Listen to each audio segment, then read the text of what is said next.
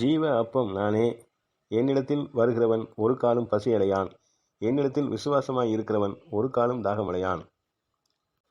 குமாரனை கண்டு அவரிடத்தில் விசுவாசமாய் இருக்கிறவன் எவனோ அவன் நித்திய ஜீவனை அடைவதும் நான் அவனை கடைசி நாளில் எழுப்புவதும் என்னை அனுப்பினவருடைய சித்தமாய் இருக்கிறது.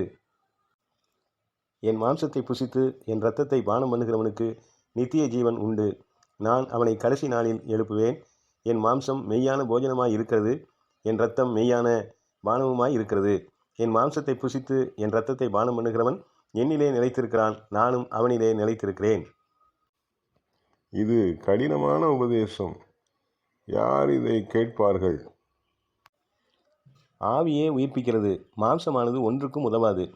நான் உங்களுக்கு சொல்லுகிற வசனங்கள் ஆவியாயும் ஜீவனாயும் இருக்கிறது. இது கடினமான உபதேசம், உம்மை பின்பற்றுவது கஷ்டம். அருமையான சீசர்களே, நீங்களும் போய்விட மனதாய் இருக்கிறீர்களோ? ஆண்டவரே, யாரிடத்தில் போவோம்? நித்திய ஜீவ வசனங்கள் உம்மிடத்தில் உண்டே. நீர் ஜீவனுள்ள தேவனுடைய குமாரனாகிய கிறிஸ்து என்று நாங்கள் விசுவாசித்தும் அறிந்தும் இருக்கிறோம்.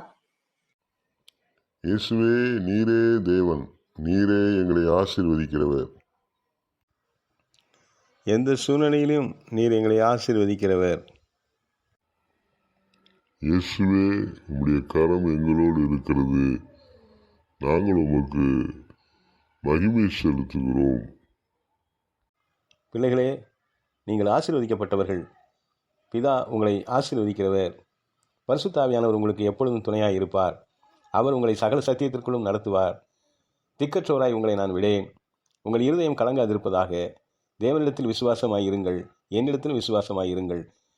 உங்களோடு கூட ஆசீர்வாதம் எப்பொழுதும் நிலைத்திருக்கும்.